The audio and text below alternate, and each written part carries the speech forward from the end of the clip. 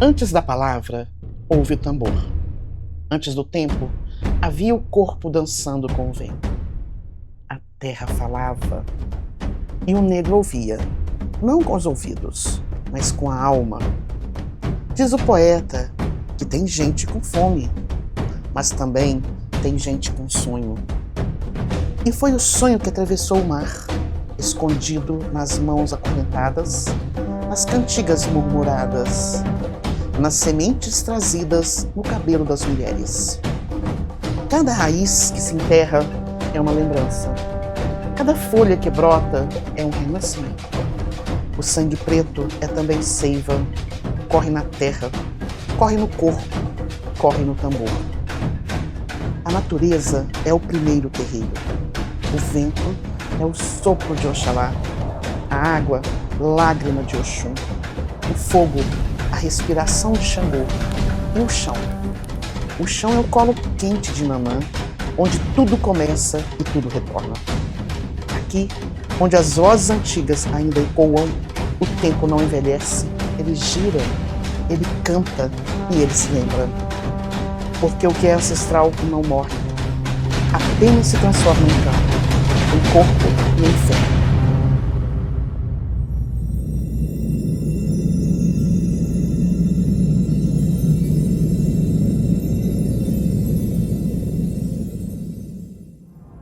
O berço das raízes.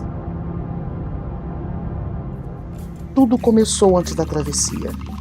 Antes do ferro e do pranto, havia dança, havia canto. Um povo que conhecia o segredo da terra e falava com o vento. Quando o oceano se abriu, levou corpos, mas não levou o axé. O tambor cruzou as águas, escondido no peito. Cada batida que ecoa hoje é o coração da África, lembrando quem somos. Itaúna e o sagrado escondido. No silêncio das ruas pequenas, há histórias que o tempo tenta esconder. Mas a memória mora nas esquinas, nos quintais, nos cheiros de comida, nas mãos que rezam baixinho. Aqui, o sagrado encontrou abrigo, não em templos de mármore, mas em casas de barro e ferro. Itaúna guarda tambores que ainda batem, discretos, mas eternos. Porque onde há fé preta, há vida que floresce. A história de Itaúna começa por volta de 1730, 40, mais ou menos, quando se descobre ouro no Rio São João. E isso lá perto de Pitangui. E eles subindo o Rio São João acima, vieram buscando ouro na região do Rio São João, acima das cachoeiras. Por isso nós temos aqui Rio São João acima. Não encontraram ouro suficiente aqui. E aí, então, a região passou a ser ocupada para a produção de alimentos. Então, os primeiros escravos que vieram para cá, vieram acompanhando essa colonização portuguesa para a produção de alimentos para as regiões mineradoras. Nesse momento, você tem que falar de escravidão tanto indígena quanto escravidão africana, porque tinha os dois tipos de escravos aqui na região. A região era habitada por índios botocudos, caetés, enquanto que os portugueses chegaram com os escravos também aqui. Aqui na região, como nós estamos já no terceiro século já da escravidão, que a escravidão no Brasil começa em 1540 por volta disso, aqui já é um grupo de africanos que vem do Congo, da região aí mais ao norte, né, subsaariana, a região onde hoje é Benin, Angola, Moçambique. Então a região do escravo Mina é que vem para cá, e os Nagôs. Então aqui na região nossa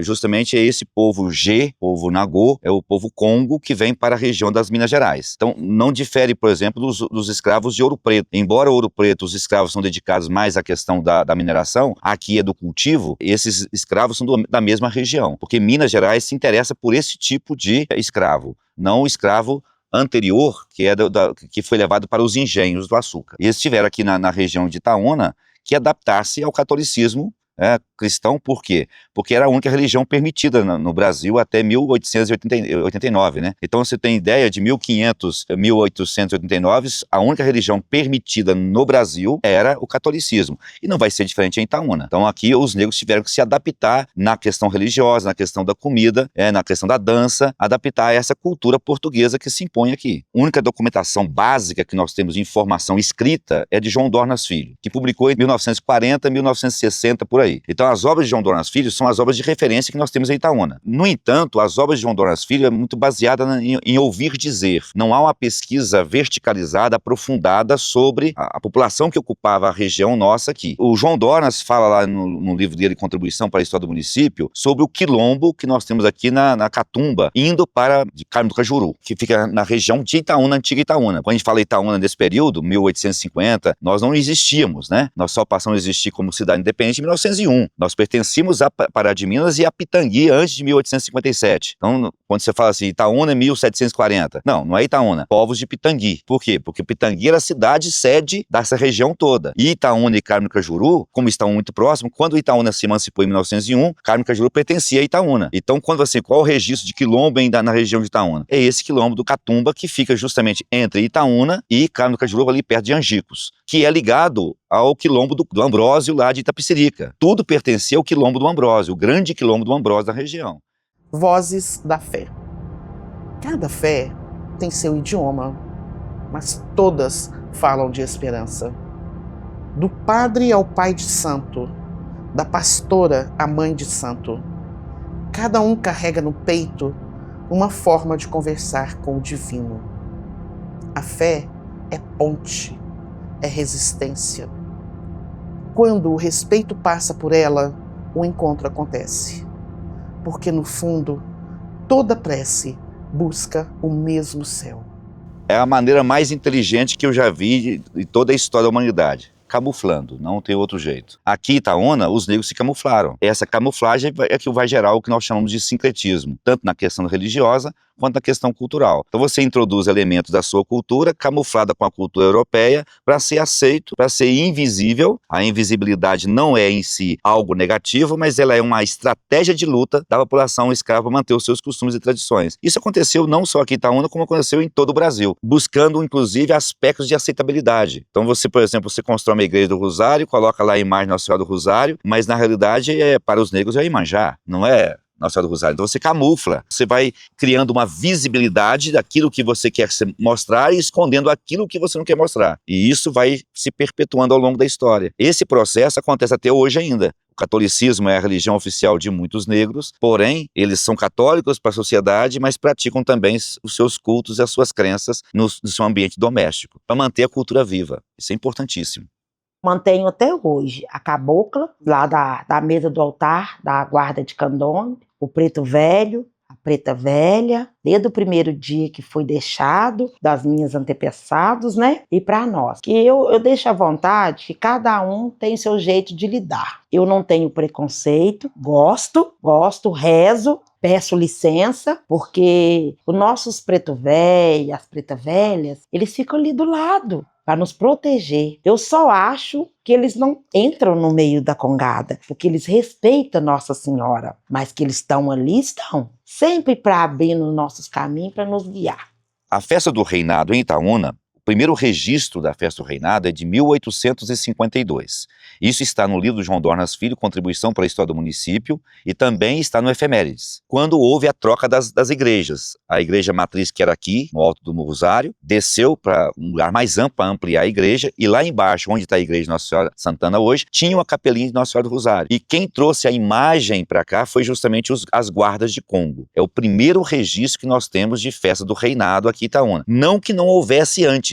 Eu acredito que o reinado aqui em Itaúna tenha começado ainda no século XVIII, por volta de 1770, 1780, quando os negros construíram a capelinha lá embaixo. Porque não tem sentido você construir uma capela se não há uma festa à padroeira daquela capela. E então eu creio que as guardas de Congo surgiram lá por volta de 1780. Em 1852 é o primeiro registro, quando houve a troca das igrejas. Aqui em cima tinha a igreja Matriz de Santana com um cemitério em volta, e quando os freis vieram para cá, os franciscanos, chamados capuchinhos, vieram aqui fazer missão, construíram, levaram a igreja para baixo, trocou as sedes para ampliar a igreja, construiu o cemitério onde hoje é o Colégio Zé Gonçalves de Melo. Aquele quarteirão todo ali, o Correios, o Clube União, o Zé Gonçalves de Melo, é o antigo cemitério de Itaúna. Primeiro cemitério oficial fora da igreja, porque o antigo cemitério era aqui em cima. Então, se você entra na Capela do Rosário, por exemplo, tem lá, aqui estão depositados os ossos dos primeiros moradores de Itaúna. Os negros também foram sepultados aqui fora da igreja. Então, aqui é o primeiro cemitério. O registro de trazer a imagem Nossa Senhora do Rosário para cá começa o congado aí. E o congado vai evoluindo, vai tornando-se a festa mais popular dos negros de Itaúna. E aí nós conseguimos, ao longo da trajetória do Congado, estabelecer um período de festa, que vai do dia 1º ao dia 17 de agosto, sendo 3 dias de festa mais intensa, que é o Tríduo, 14, 15 e 16, que é a festa do Rosário, sendo o dia 15 feriado municipal. E aí o Congado se estabeleceu aqui. Só que nós temos aqui um Congado que modificou intensamente nos anos 40 para os anos 60. Nesse período de 40 a 60, 20 anos, porém, portanto, foi praticamente um Congado somente das guardas da capela de cima. E por quê? Porque a capela de baixo, por ordem do Dom Cabral, estava fechada para que os negros não pudessem entrar com seus tambores. Existia antes, até 1921, quando o Dom Cabral estabeleceu que era para fechar as igrejas aos negros, essa notícia só chega que estava em 40, o Dom José, o Padre José, que era padre da Santana, mandou fechar a Irmandade Nossa Senhora do Rosário. Então a Irmandade Nossa Senhora do Rosário foi fechada, os negros não podiam fazer a festa mais na igreja do Rosário, os negros das outras guardas, 7 guardas, reuniram, criaram uma associação, chamada Associação das 7 Guardas, uma irmandade específica, construíram essa capelinha aqui, que está aqui ao fundo. Essa capelinha, então,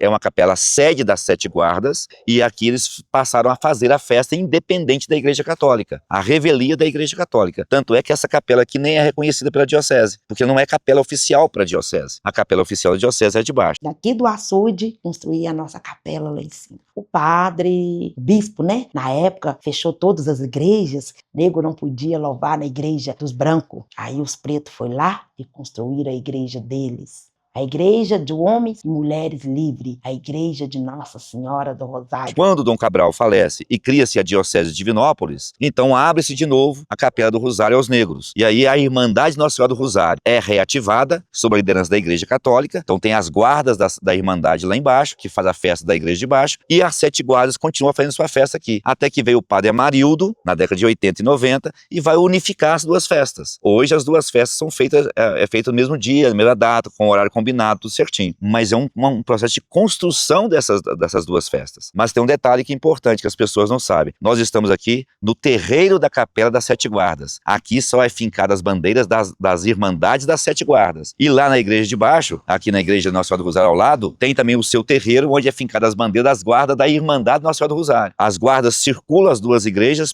mas porém as bandeiras das Irmandades, elas são fincadas em seu terreiro específico. Essa capela aqui de cima, das 7 guardas, aqui são fincadas as bandeiras das Irmandades das 7 guardas. E na capela de baixo são fincadas as bandeiras das Irmandades Nossa Senhora do Rosário. Então essas duas bandeiras são separadas. E o que é mais importante, só tem a festa Nossa Senhora do Rosário se a bandeira e a coroa da Rainha Conga aqui das 7 guardas é fincada no dia 1º de agosto, que é a festa do aviso. Então aqui tem toda essa tradição de festas e bandeiras. Nós temos hoje 12 guardas. Nós temos 35, 36 bandeiras. É porque as guardas, cada guarda tem 4, 5 bandeiras para festeiros, para manter a festa. E aí distribui-se a bandeira durante o ano e no dia da festa recolhe tudo isso para fazer a grande festa.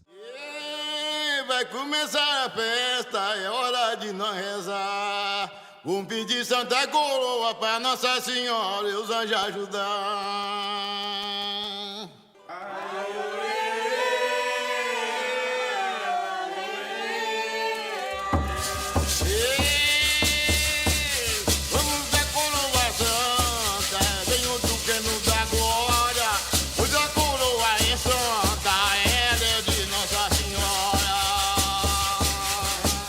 Congado ou reinado são duas coisas diferentes.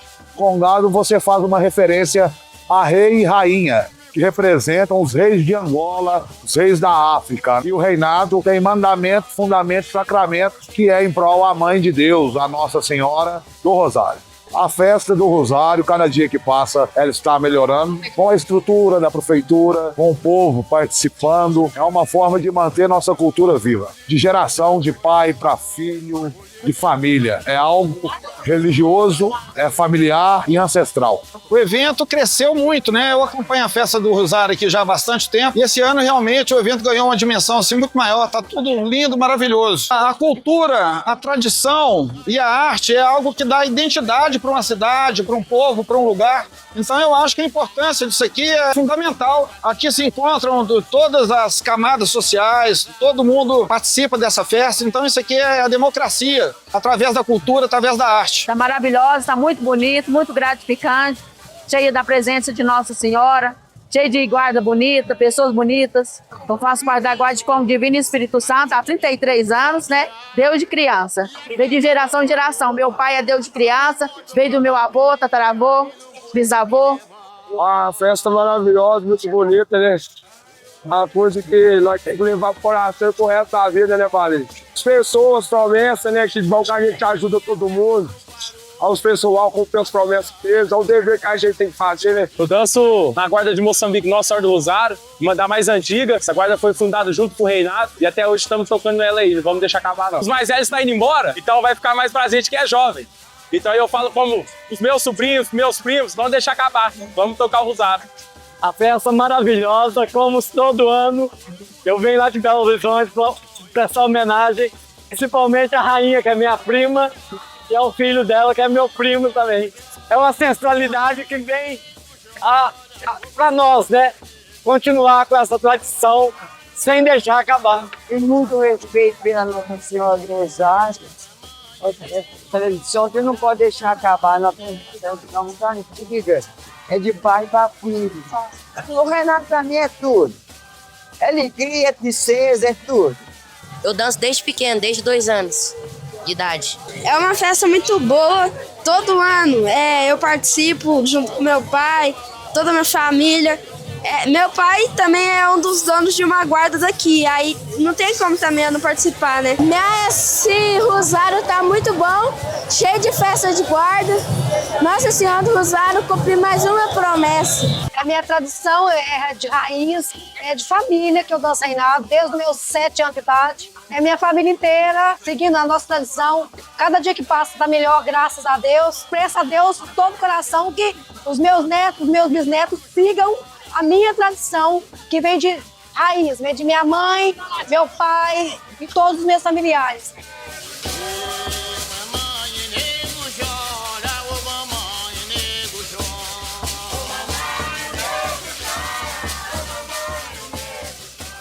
Quem acompanha a festa do Reinado percebe diferenças dos ritmos do Moçambique, do Congo, do Candombe. Cada um dessas guardas tem o seu ritmo próprio, tem o seu toque próprio. Então há diferença, aí você percebe. Você percebe também, por exemplo, a ligação dessas guardas com a Umbanda. Algumas são mais ligadas à Umbanda, outras menos. Então isso você percebe, mas você tem que frequentar esses grupos para você perceber que é muito sutil, é muito camuflado, é uma forma de autoproteção. Nós temos que entender isso como resistência. O meu pai vem de uma família de congadeiro. O meu avô era Geraldo Luiz Marra, congadeiro. A minha mãe também vem de uma família de congadeiro. Ela é filha da saudosa Maria da Conceição de Jesus, a dona Sãozinha. Fui criada desde pequena no reinado, nas tradições de fé. Louvor a Nossa Senhora do Rosário. Desde pequena, né? Desde a barriga da minha mãe. A minha mãe foi dançadeira da Guarda de Candombe quando a guarda foi criada. Ela era menina quando ela começou a dançar na Guarda de Candombe e depois nós fomos. Eu, minhas irmãs, a mãe dançava com a gente no colo e eu não me vejo hoje sem dançar reinato, sem louvar Nossa Senhora. A cultura de Itaúna é rica, o congado de Itaúna é rico, é um dos mais bonitos, é a nossa festa. É festa de coroa, nós temos a maior festa, eu posso falar, do Brasil. Vem gente do Brasil inteiro aqui para Itaúna para pagar a promessa. Olha que coisa bonita. Nós trazemos pessoas para a cidade, nós trazemos renda para a cidade. Da trajetória da minha avó Sãozinha, uma coisa que eu tenho muito orgulho. Eu não conheci uma pessoa tão guerreira, com tanta fé igual ela. A vida dela era em movimento dessa festa de Rosário. Entrava 1º de janeiro a 31 de dezembro. A minha avó, ela trabalhava dia e noite em prol dessa festa. Ela carregou água na cabeça, então a minha avó, ela vivia em função da festa, em função de louvar Nossa Senhora. Ela trabalhava todos os dias e ela recebia 1.000, metade ela deixava para a festa do Rosário. Vovó, vamos fazer... Não, esse dinheiro é para a festa Nossa Senhora do Rosário. Minha avó fazia tudo, era tudo feito na casa dela, desde o pão, do biscoito até o doce. Ela criava o porco, ela criava a galinha. E hoje ela deixou aí um legado maravilhoso para Itaúna, não só para a família dela. Uma festa maravilhosa, rica em louvor, em amor, em devoção. E para nós ela deixou continua a minha tradição, continua o meu legado, não deixa que a minha coroa cair, não deixa a minha bandeira ser apagada. Tentaram, mas não vão apagar a memória dela nunca, porque ela está aqui dentro dos nossos corações. Comunidades negras aqui em Itaúna, ainda as mulheres que mandam, elas são elas que coordenam. Os homens estão ali como apoio, mas eles não têm voz decisiva. A voz decisiva são das mulheres. Isso é muito forte nas comunidades aí itaúnenses. Se você frequenta, por exemplo, o quartel da Naçãozinha, você vê claramente isso é visível. Quem manda lá são as mulheres. As mulheres estão com a força toda. Elas chegaram, ocupou o seu espaço, ninguém tira não. A mulher hoje, na cultura de Nossa Senhora do Rosário, ela é uma peça fundamental. É importante dizer, o candomblé, que é uma religião, para começo de conversa, matriarcal. Talvez seja a única religião no Brasil que na sua origem, no seu berço, e algumas casas matrizes de Salvador ainda continuam assim, que quem se assenta no trono são somente mulheres, é todo um segmento. Então, o homem dentro do candomblé, ele era para ajudar, para colaborar com a casa. Acabou conquistando por dedicação, por interesse, alguns lugares dentro do candomblé. O que não tira, de forma alguma, o centro do candomblé ser a figura feminina. O candomblé é ainda uma religião matriarcal. O candomblé é a religião que cultua os orixás, uma religião criada no Brasil. Algumas pessoas tendem a acreditar que o candomblé seja uma religião africana, o que não é uma verdade. O candomblé foi criado no Brasil, através da experiência aplicada e ensinada pelos nossos ancestrais que vieram da África escravizados. Esses ancestrais, eles deixaram um legado, apresentaram para nós o culto dos orixás, e isso na nossa raiz, né, na nossa nação de Queto. Nós temos também o candomblé de Angola e o candomblé de Jeje, que também foram, assim como o candomblé de Queto, deixados, né, como um legado pelos nossos ancestrais. O que torna o candomblé diferente das demais religiões, o que me trouxe a me interessar pelo candomblé ou achar o candomblé diferente. O candomblé, primeiramente, é uma religião acolhedora. Nós não fazemos acepção de pessoas e nem tentamos mudar ninguém que chega até nós por algum estigma pressuposto, algum preconceito social. E isso faz com que as pessoas queiram se aproximar muitas das vezes do candomblé e acabam ficando por conhecer o candomblé na prática.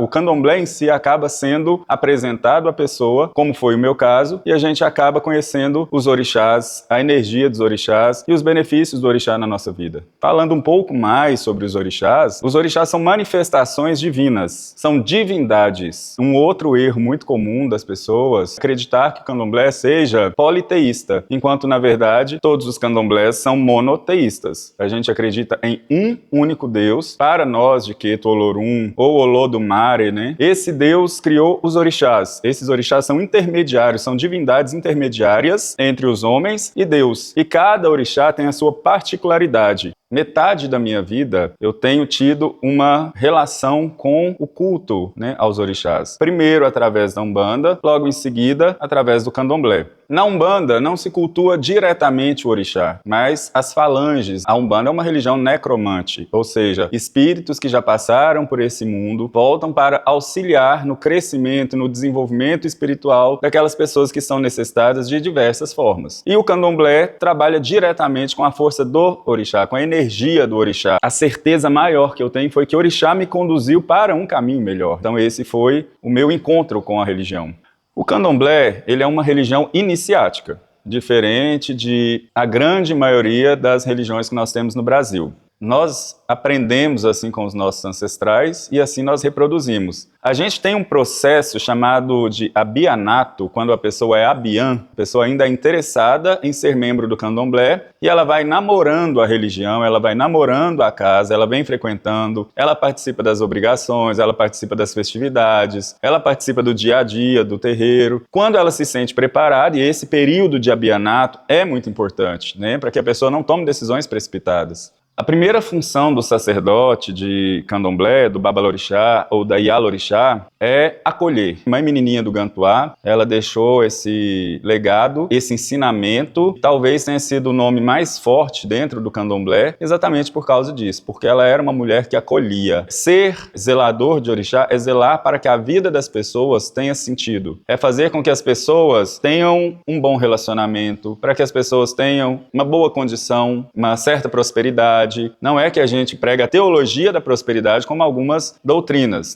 Entrei pro candomblé, vou sair rico. Não. Mas a gente quer ajudar as pessoas também neste sentido. Que as pessoas trabalhem o seu caráter, que trabalhem a sua índole. As pessoas muitas das vezes chegam com históricos, né, de traumas, de problemas na infância, na adolescência, na vida adulta. É ser ouvido. Babalorixá e Alorixá é aquele que escuta, que muitas das vezes põe a própria dor no bolso e vai acudir o filho de santo, a filha de santa, o amigo, a pessoa que vem, né, para poder tomar um conselho, para poder receber uma orientação. Nossa comunidade construiu aqui na cidade de Itaúna, ela é a primeira casa de candomblé queto da cidade de Itaúna. A primeira casa aonde foi construída para ser templo de orixá. Se existiram outros cultos familiares, mas que eu sei, a primeira casa construída, fundamentada para ser de candomblé queto em Itaúna, foi a nossa casa, o Axé Itaúna, o Ilê Axela Ketu Odel Lolá. Então, esta casa é patrimônio da cidade de Itaúna. Não é minha, não é dos meus filhos, é da comunidade. Quando a gente constrói uma casa de candomblé, a gente constrói um patrimônio público. Então, essa casa é da comunidade de Itaúna. O candomblé é uma religião de negros. Então, nós, pessoas não negras, quando participamos do candomblé e conquistamos o nosso espaço e a gente procura contribuir da nossa forma, com as nossas limitações e sem muito lugar de fala, a gente precisa ter tudo isso em mente. A gente não pode desconstruir ou ignorar essas realidades. Que o candomblé é uma religião de negros e de mulheres, sobretudo na liderança. Mas o candomblé tornou-se, ao longo dos anos, inclusive, muitas das vezes até por pessoas com esse perfil que deveriam estar sentadas nessa cadeira e foram para outras doutrinas e foram para outras religiões. E a gente, por amor ao orixá, por interesse que a religião se mantivesse de pé, foi ocupando espaços ora vagos. Essa é uma das possibilidades, mas o candomblé é sempre acolhedor, independente de etnia, independente de qualquer outra questão. As diferenças se encontram aqui. As entidades, como eu havia dito, são espíritos que passaram por esse mundo.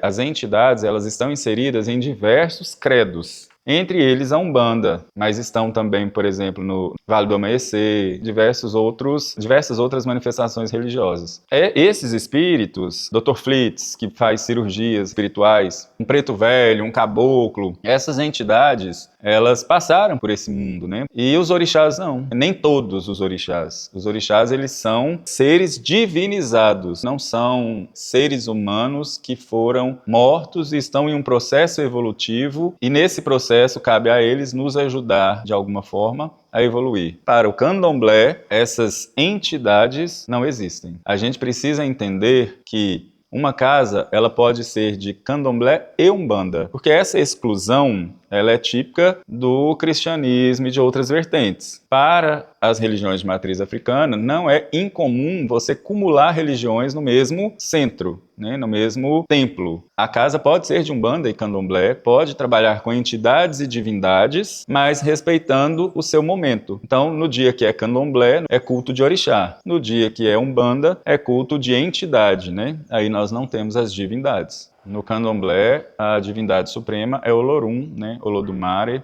E para a Umbanda também tem. Umbanda, na maioria das vezes, porque aí a gente tem que entender que a Umbanda, ela recebe uma influência muito grande regional. Então nós temos a Umbanda de Minas, nós temos uma Umbanda do norte do Brasil, que é outra vertente, nós temos as Umbandas de Goiás, nós temos as Umbandas do Nordeste, né, do Maranhão, né, nós temos o Terecô, nós temos Tambor de Minas, nós temos as Nações, que são uma mistura de Umbanda regional com candomblé. Então cada um vai dar um nome a esse deus, mas o mais comum dentro da Umbanda é Zambi, que é o nome que se dá a Deus dentro do candomblé de Angola, porque uma das divindades mais fortes dentro da Umbanda é o caboclo, porque quando as pessoas escravizadas chegaram ao Brasil, quando empreendiam, né, em busca de liberdade, eram muitas das vezes acolhidos por povos originários, né, por indígenas. E até hoje, para o candomblé de Angola, é muito forte essa ligação com esses povos, né? Então o simbolismo do caboclo de pena, boiadeiro, para o candomblé de Angola é muito forte. E o candomblé de Angola tem como deus supremo Zambi. Então acaba que a Umbanda chama, na maioria das vezes, o seu deus supremo de Zambi também. Axé é cultura, sabedoria e resistência. O tambor ensina que o tempo não apaga. Cada batida é um livro aberto, contando sobre os que vieram antes, os que dançam agora e os que ainda virão. Axé é palavra viva, é comida partilhada, corpo que aprende, canto que educa. O povo preto criou cultura onde tentaram plantar silêncio. E o que nasceu foi força, foi arte, foi liberdade. Eu me lembro, quando eu era pequena, a gente ficava lá no terreiro da vovó, ela matando os porcos, e mata isso, e fazia doce, e aquele fornão de biscoito. E hoje a gente tenta levar essa tradição da comida, porque a comida de reinado, ela tem seus segredos. Não é qualquer comida que você pode servir. Ela tem aquele segredo da comida de reinado, que é o tutu de feijão, é o macarrão, é a comida de Nossa Senhora do Rosário, né? A gente brinca muito, sem tutu não é reinado. E quando tem outras festas, gente, faz o tutu do reinado aí, faz os biscoitos do reinado. Então a gente não pode acabar com essas tradições. Eu tento levar esse legado da vovó, de fazer os biscoitos, de continuar servindo lá a carne de porco do dia 15, de fazer o doce de mamão, fazer o doce de leite, fazer o fogãozinho lá no chão do terreiro dela, de tijolo, as panelas. Eu ainda tô dando conta ainda, né? E ensino para quem vem aí. Do jeito que me ensinaram, eu tento ensinar. Porque se a gente for inovar, e cadê a tradição? A gente vai deixar ir embora? Não podemos, não podemos. A gente tem que ir ensinando e lapidando as pessoas que vêm aí para não deixar acabar a tradição das coisas de reinado, das coisas dos nossos antepassados. Isso está sendo resgatado agora, né? A trança, a questão do turbante é muito recente, tá? Se você pega dos anos 60 e 70, isso desapareceu por causa da perseguição que havia. Então, dos anos 80 para cá, até eu acho que tem muito a ver com a questão da reabertura do regime militar, o fim da ditadura, tudo isso não é meramente política, não é meramente sociedade dos brancos. Isso reflete também na cultura do próprio negro. O negro começou a se ver, a se valorizar. O movimento negro trouxe isso com muita força. E aí as mulheres começaram a se perceber também que elas poderiam assumir uma identidade. Os próprios negros também, os homens negros também, assumiram uma identidade negra. Aí você vai ver que o turbante vai reacender a importância do turbante. Nós temos aqui, oficinas para fazer turbante. Nós temos trancistas, nós temos tatuagens. Então tudo isso tinha desaparecido um tempo na história. Por isso que eu acho que é importante a gente começar a ver isso não como uma linha contínua, mas é um movimento de ir e vir. Depende muito da situação que o país vive, de como é que é aceito as coisas, para que as coisas possam desenvolver ou não. Isso nesse aspecto visual. Na culinária, especificamente, nós não temos muita diferença não, tá? Eu acho que, inclusive, se perdeu muita coisa aqui da comida típica, por exemplo, dos povos africanos. Embora alguns pratos africanos, costumes, que se forem incorporados na nossa cultura, por exemplo, quiabo não é português. O quiabo veio da África para cá. Uma comida tipicamente africana. Então, isso nós temos que entender que é uma coisa que foi campada pelos brancos. E normalizou. Nós nem consideramos isso como se fosse uma cultura específica do povo negro. E né? Porque nós não conhecemos, nós não estudamos isso na história, infelizmente. Não se explica isso para os meninos da escola. Conhecer para respeitar. Muito triste até falar nisso, sabe? Porque a gente tem sofrido na pele. A gente foi muito pisada. Fala a palavra certa, pisada, choqueada, a falta de respeito com a guarda de candomblé. E o preconceito existe demais, demais, demais. O jovem tinha medo. Chegar, cantar, louvar, que era muito preconceito. Não vai daqui lá não, que lá faz mal. Gente, são só os pretos louvando a nossa mãe. Cada um tem uma maneira de louvar. E a maneira dos pretos, eu falo pretos, não é preto de pele, não. É os pretos do Rosário de Maria, que tem branco, tem azul, tem todas as cores. Nós somos um só. Então, vendo com outros olhos. Porque o povo era muito preconceituoso. É isso, é aquilo. Tanto é que até os padres tinham medo de celebrar a missa para nós. Até os padres tinham medo. Mas graças a Deus, Deus foi abrindo os olhos deles. Nós fomos tomando mais força para mostrar o que a gente veio fazer aqui. Nós não viemos de tão longe à toa, não. Nós não fomos escravizados, viemos de corrente à toa, não. O negro veio para mostrar a sua força. A força que o negro tem é a força de Zambi, é a força do Rosário de Maria.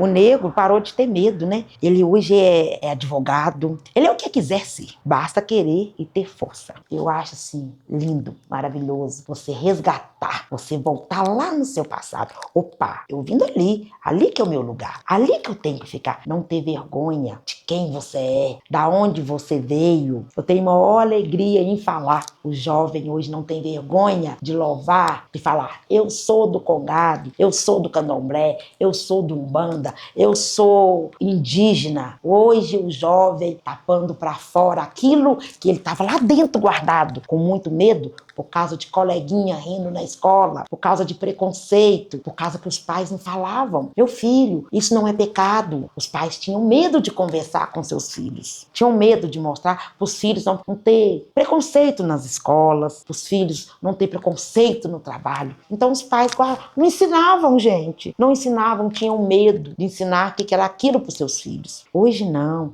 Hoje eu falo com minhas filhas, todas dançam. Uma de 32, a outra de 27, a outra de 21, minha neta de 10, minha neta de 2 anos. Estamos todos ali numa só força, numa só conexão, num só louvor, num só amor, num só rosário. Você tem que orgulhar de quem que você é. Sabe por quê? Você não sabe o que passou lá atrás, mas pede, ô mãe, ô vó, me conta da onde eu vim, qual a minha raiz, o que passou, para me poder passar para frente. Corra atrás, se você não sabe, aprende, sabe por quê? Nós não somos eternos. Se eu não ensinar meus filhos, ali vai morrer, vai acabar tudo. Se minha avó não tivesse nos ensinado, nós também, interesse em correr atrás, mas como a gente fazer hoje? Mas plantar o que vem, a gente pode. A minha raiz pode morrer, mas lá atrás vai dar outra nova, porque eu cultivei isso. Então a gente tem que regar cada vez mais os nossos jovens, mostrar para eles a sociedade aí fora. É cruel? É, mas ensinar eles a ter cabeça erguida e seguir. Eu sou preto, eu sou indígena, eu danço para Nossa Senhora, eu brinco com a folia de reis, eu pulo o carnaval. Tudo isso faz parte da gente, da cultura da gente. E eu peço muito hoje, quem escutar esse vídeo, não tenha vergonha de você, não tenha vergonha de onde você veio, não tenha vergonha de sentir as coisas boas da vida. Sabe por quê? Tiraram a nossa mordaça, rebentaram a nossa corrente. Hoje nós somos livres para pensar, para fazer o que nós quiser. Primeiro, vai lá conhecer. Se você não quer ir, estuda sobre isso. Porque atrás de cada coisa tem um fundamento. Atrás de cada orixá tem o seu fundamento. Jamais julgue a religião do seu irmão. Porque do jeito que eu não quero que julgue a minha, não vou julgar do meu irmão. Pra gente saber, a gente tem que ir lá, estudar, ver o porquê. Às vezes a gente passa ali, vê uma farofa ou um frango lá. Gente, é livre expressão, cada um faz o que quiser. Desde quando tá respeitando a Deus, cada um do seu jeito, vamos respeitar, porque as mãos são 5 dedos, eles não são iguais. Mas tá ali, ó, um braço regendo. Você só respeita a religião do outro se você passa a conhecer a religião do outro. Estou dizendo que você tem que filiar-se a ela, mas você deve conhecer minimamente como a religião se organiza para que você possa respeitá-la. Se você tem vontade de conhecer o candomblé, vai no candomblé, eles vão te acolher lá dentro, você vai conhecer um pouco do candomblé. Você não precisa ser candomblista para você frequentar o candomblé, né? Você pode ir para conhecer. Se você quer conhecer um terreiro de Umbanda, vá ao terreiro de Umbanda. Ou leia sobre, mas se você for, a experiência é diferente. Agora, eu já estive em terreiros, já estive no candomblé, já estive como sou católico, né? Então a gente participa de tudo isso, mas você passa a respeitar o outro quando você passa a conhecê-lo. Eu estou dizendo, nem é tolerância religiosa. Tolerância é um termo que nós temos que riscar do nosso babado, digamos assim. Por quê? Porque tolerar não é respeitar. Eu tolero, até o ponto que eu não tolero mais. Não, respeitar é você compreender e colocar-se no lugar do outro, sem ser necessariamente pertencente àquela religião do outro. Isso é importante. Itaúna já faz um trabalho bonito ao preservar o patrimônio e a cultura do Congado. Precisa de um trabalho mais intenso de formação do público para o reinado. E essa formação de público não é necessariamente voltado para as pessoas que frequentam o Congado, mas para as pessoas que vão lá participar da festa sem saber o motivo daquela festa. Então precisa de uma formação desse grupo. E aí as escolas é o caminho. As pessoas precisam primeiramente aprender, observar, né, o que é desconhecido a elas através de uma ótica neutra. A gente não pode querer enxergar a fé do outro, a decisão do outro, a relação do outro com o sagrado através da nossa própria experiência. Eu não consigo entender a cabeça de uma pessoa que é cristão através da minha ótica e vice-versa. Então, a pessoa que é de outra denominação, que é muçulmano, que é budista, ele precisa abrir mão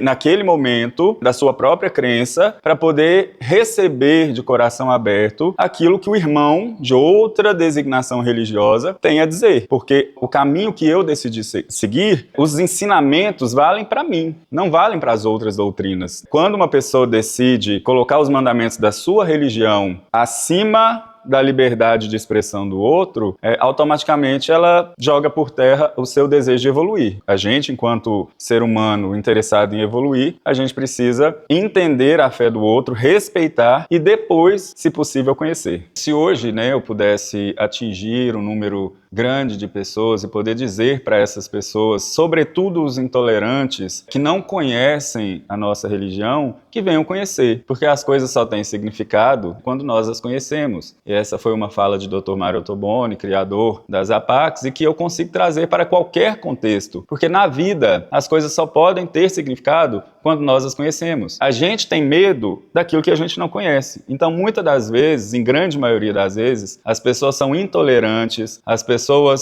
nos perseguem porque não viram portas abertas, passaram direto numa rua e não viu a porta do barracão aberta, não teve a curiosidade de entrar, ou teve medo do desconhecido, ou acreditou em uma lenda urbana. Então fica o convite para que conheçam o candomblé, para que conheçam a Umbanda, para que procurem lugares sérios. Tem essa preocupação também, porque assim como existem em qualquer ambientes que a gente possa frequentar, no trabalho, na família, pessoas mal intencionadas, dentro das religiões, e isso inclui todas as religiões, existem pessoas mal intencionadas. Então a pessoa tomando esse cuidado e procurando uma casa para conhecer, ela vai ver que essa mitificação que foi criada, pela sociedade para nos colocar em um lugar que nós não pertencemos. Os orixás não são demônios não pertencem à nossa religião, à nossa realidade, e nós não fazemos o mal dentro do candomblé, dentro da Umbanda. Então, se existem pessoas que distorcem essa realidade, essas pessoas não nos representam. Se a sua coroa é de ferro,